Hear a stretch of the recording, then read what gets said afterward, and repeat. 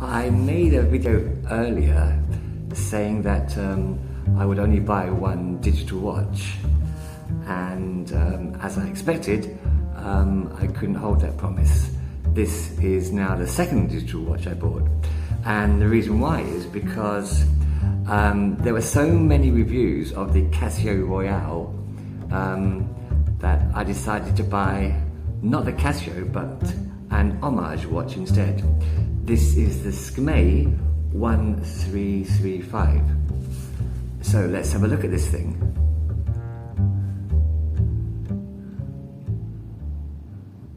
Good day to you all and welcome back to another BBW review.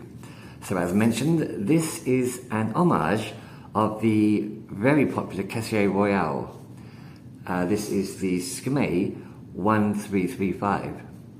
Now, to all intents and purposes, they have done a very good job at emulating the original Casio.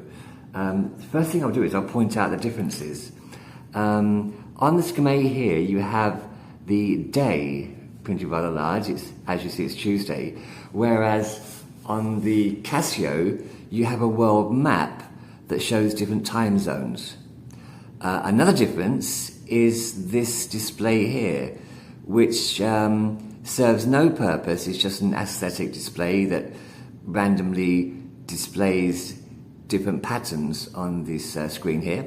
On the Casio, you have a analog watch in a digital form. So on the Casio, you'd have two time forms, the bottom and the top left, where on the Skmei, you just have this random display of patterns. Basically, that's the only differences. Now, with the Casio, you do get the God tier reputation of its name, whereas here you get a Skmei. Now, the differences that there are, and the price also. Weighing up the differences and the price, I went for the price. This is packaged and sent to me from China, $5.60, whereas the original Casio Royale was online. I found it to be about $20 to $25. So at least a quarter of the price. There wasn't much of a compromise. I decided to get the Skmei, and so when you compare both of them side by side, there isn't an awful big difference between them. It's just basically aesthetic. Now, the lack of a world time, I don't mind, and the lack of two different times, the analog display and the digital, I'm happy with just one. It's less confusing. So with that out of the way, the differences, let's have a look at what you get for your $5.60. Now, I'll first start with going over the dimensions and the specifications. Again, the case shape, the size is exactly the same as the Royale, as are the shape and size and position of the different displays here. But basically, the case shape first. It feels plastic. The whole case feels plastic, and the strap, the integrated strap, I'm not sure what material it is, but it certainly doesn't feel like stainless steel. It doesn't even feel metal. It's very, very light. The watch, including the bracelet, is 70 grams, but I don't know why, it just feels much lighter than 70 grams. Even the pushers, they don't feel like metal, but I've been told it's the same as the Casio Royale, so no differences there. Maybe there are some in quality. But the dimensions are, you have a 39.5 millimeter across the case, whereas the lug to lug is 44 millimeters.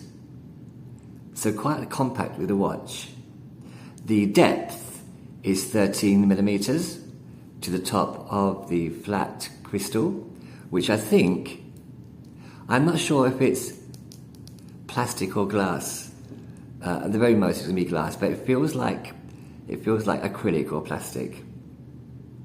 The bracelet is awful, but I've also been told the Casio Royale is nothing to write home about. It's this was actually the first folded link bracelet that I've ever adjusted successfully. The bracelet itself is 24 millimeters as it joins the case and tapers down to 17 millimeters at the clasp. While I'm on the bracelet, I'll continue. So it's a very, very light, basic bracelet. The color match is okay. It doesn't match the case. You have a etched name on the clasp. You have 1, 2, 3, 4 points of micro adjust and a 2-button release. As basic as you can get, 2-button release. But it does the job. And let's go into the dial now. As mentioned, the dial is probably, in all intents and purposes, almost exactly the same as the Casio. Let's go through the different buttons. You get the mode, which is the time, as you can see here, and an alarm, then the stopwatch, and the dual time, so 2 time zones. And I think this is a countdown, but I never use them on this digital or the other one I have, which is also a Skmei. I just keep it on the time zone. So you have nothing on the first display. The second, you have a large readout of the day. On the third, you have the month, the day, and the time with the AM or PM. The font is very, very similar to the Casio, so no differences there. As mentioned earlier, on the top left, this display, originally I thought it was a compass, but it's not. It's just a different light show, a different display. Serves no purpose at all, but just fills some space. Where on the original Casio, you have a digital representation of an analog clock. Here, it's just flashes through different lights displays. As you see here, 50 meters of water resistance, whereas on the Casio you get 100 meters. I don't mind 50 meters.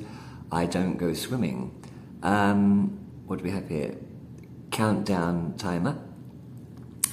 And this is the L Luminous. I have no idea why Skmei wrote Spanish on their watch. On the top it says the dual time, which it certainly is, and the bottom El Luminous. I'll come to the light in a minute. The top right is the adjust pusher when you're going through the different modes, as is the bottom right. So these adjust the different values when you're selecting the different modes. For example, if I put it on the alarm, if I put it on the stopwatch, you get your start and stop and your reset, which is pretty standard on all digital watches. Let's go back to the dual time and the local time here. Now, I'll turn the light on. You shouldn't see anything at all because it's bright enough already. So that's with the light on. Now if you wait, I will turn off the light and turn on this light. Let's try and see if that will focus. There.